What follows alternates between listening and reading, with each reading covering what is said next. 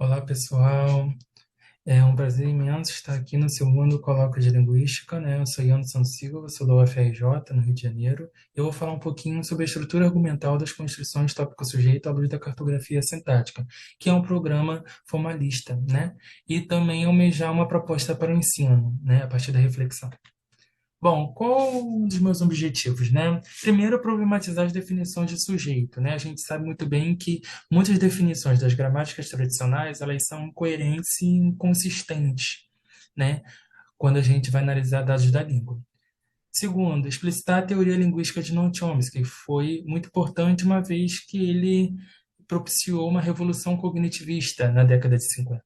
Apresentar a proposta cartográfica para as sentenças topicalizadas, uma vez que o tópico, né, é o meu objeto de estudo e a cartografia sintática ela endereça um lugar específico para os tópicos, né, que estão projetados na sintaxe, e isso são construtos da gramática universal. Isso é bem interessante a gente pensar da uniformidade das línguas e também promover uma reflexão sobre a aprendizagem linguística ativa, ou seja, se há um problema na diferença, né, da identificação do que é sujeito e o que é tópico, como a gente pode transpor isso para a sala de aula, utilizando essas teorias formais?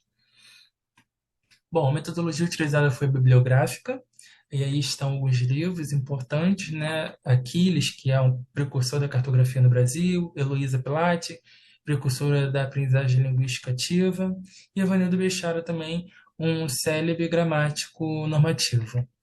Bom, é, essa apresentação se apoia a partir da teoria gerativa do Noam Chomsky, né, que foi muito importante porque evidenciou uma revolução cognitivista, uma vez que até então se entendia que a linguagem era resultado de repetição. E aí o Chomsky, né, a partir da abordagem do Skinner, esse do behaviorismo, e o Chomsky vai olhar para isso e vai falar, não, os seres humanos, eles na verdade são a todo momento produzem frases novas, né?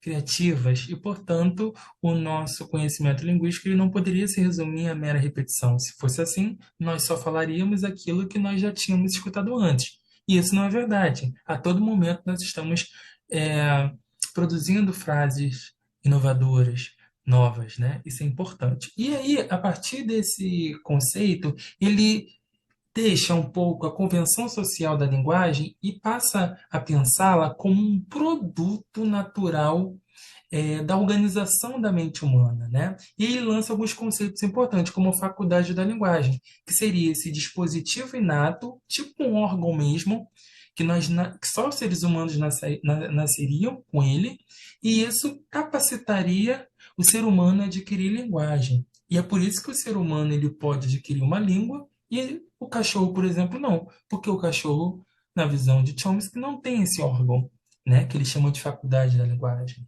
Além disso, ele lança a mão da gramática universal, mas gramática longe daquele conceito de prescrição de certo e errado. Gramática aqui no sentido que é o estágio inicial da aquisição da linguagem da criança, por exemplo, que lá ela já está programada dentro da faculdade da linguagem. Quais são os princípios comuns a todas as línguas, por exemplo, que toda língua tem sujeito, e quais são os parâmetros de cada língua, ou seja, embora toda língua tenha sujeito, há parâmetros. O que são parâmetros? Particularidades de cada língua. Tem língua em que o sujeito tem que ser morfofonologicamente expresso, como o inglês. Já o português não, eu posso falar eu fui à praia, como eu posso falar fui à praia, né? Omitindo o sujeito aí, ou seja, uma língua prodrópia. Competência e desempenho, competência justamente esse saber abstrato, né, que nós temos a partir da faculdade da linguagem, que é um órgão que nos potencializa a adquirir linguagem, e desempenho é o uso efetivo da língua, né, em diversas situações. De acordo com o Chomsky, a sintaxe, ela, embora para a gente falar, né, a gente use vários outros órgãos da linguagem, como a morfologia, a fonologia, a semântica, a sintaxe ela seria autônoma e independente de outros módulos. Aí que vem a ideia da modularidade da mente. E aí, já que a gente vai problematizar o sujeito da sentença, né, as definições que os gramáticos eles prescrevem, a gente tem que perceber que Rocha Lima, em 57, já na verdade, tentava definir sujeitos de uma forma problemática, porque aí ele vai mais para a semântica do que para a sintaxe propriamente dita. E vai falar, sujeito é o ser de quem se diz algo. Ou seja, isso aí é um critério totalmente semântico, né, para se defender, para se definir alguma coisa. E aí, com dados de Silva 2022, a gente vê que nem sempre o sujeito é o ser de que se diz alguma coisa. Por exemplo, no Rio de Janeiro faz sol. Rio de Janeiro aí é o ser de quem se diz alguma coisa. No entanto, no Rio de Janeiro não é o sujeito da sentença, uma vez que o fazer aí é o verbo pessoal e, portanto, não tem sujeito. As pizzas de chocolate eu comi. As pizzas de chocolate é o nosso tópico, né? Ou seja, ele é o objeto direto que foi deslocado para o início da sentença, por questões discursivas ou pragmáticas.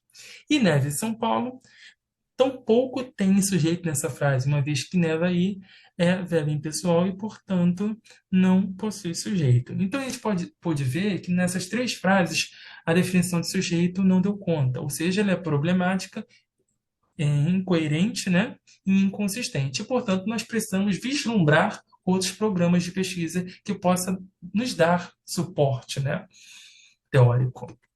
E aí a cartografia estática, que nasce da Itália, ela dá esse suporte, uma vez que ela vai distinguir muito bem o que que é sujeito, o que que é tópico, e vai falar que a estrutura da sentença é mais articulada. Aí começa com Pollock, em 89, quando ele vai explodir a camada IP, que até então para o Chomsky era IP, né, CP, IP e VP, VP, zona temática, né, relações ali de papel temático sendo desenvolvidas, IP, flexão e CP estaria ali no limiar entre questões de flexão e questões de escopo da sentença, ela vai explodir IP e vai falar que tem duas projeções, porque ela é mais articulada, né? TP responsável pela projeção de tempo e HP responsável pelas questões de concordância, né? Lembrando que eles fazem essas hierarquias obedecendo a certos princípios, né? Porque há uma relação direta entre ordem linear e derivação sintática. Por isso que Bloch,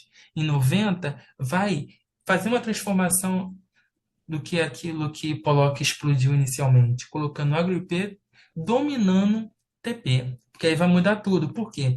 Primeiro, se a gente segmentar um verbo como falaríamos em morfemas, a gente vai ver que primeiro entra na derivação a desinência modo temporal, depois a desinência número pessoal. E, portanto, o verbo sairia da zona temática, iria para a spec de TP, para pegar questões de modo, tempo e aspecto, e depois ele iria subir, fazer um movimento para pegar noções de concordância, né? Então, já temos um princípio aí, né? O axioma da correspondência linear. Também temos o princípio da uniformidade, que vai dizer que todas as línguas são iguais, né? Ou seja, compartilham os mesmos princípios de composição. Isso, então, estariam alocados em todas as línguas. Isso é muito importante. E o princípio do espelho, que vai dizer basicamente que a incorporação da morfologia está relacionada à ordem da derivação sintática. Então, o que vem primeiro, na verdade, é porque entrou na derivação sintática primeiro.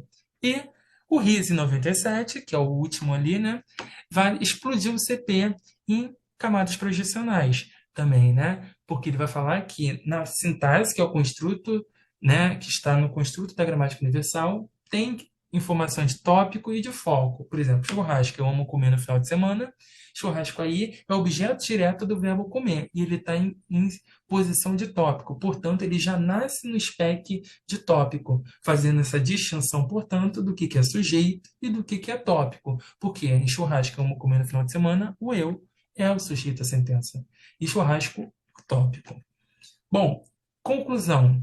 A gramática tradicional é falha, inconsistente, pouco, né, precisa. Portanto, precisamos fazer uma transposição didática, né? E como faremos isso? Né? Ou seja, como levaremos para os nossos alunos conceitos advindos da linguística, mas não com rigor teórico, né? Até porque a gente vai trabalhar com educação básica. A gente pode pegar, por exemplo, contribuições da aprendizagem linguística ativa da Ilse Pilat, né?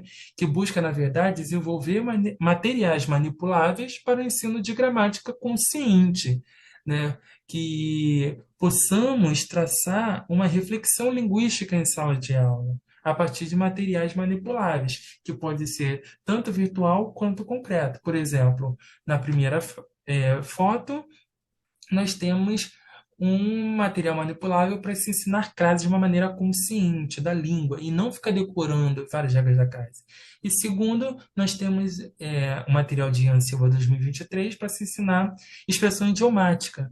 Né? Isso é muito importante, porque dependendo do verbo que está relacionado com o complemento da expressão idiomática, ela perde a idiomaticidade. Então, o advento da aprendizagem linguística ativa corrobora muito no processo de ensino-aprendizagem, porque a gente sai de uma questão de memorizar a gramática tradicional e pensa a língua viva agora, com consciência e com criticidade. Isso faz toda a diferença. Aqui estão as referências que eu utilizei para essa minha apresentação e muito obrigado. Tem o meu e-mail aí embaixo. Qualquer sugestão, qualquer dúvida, pode nos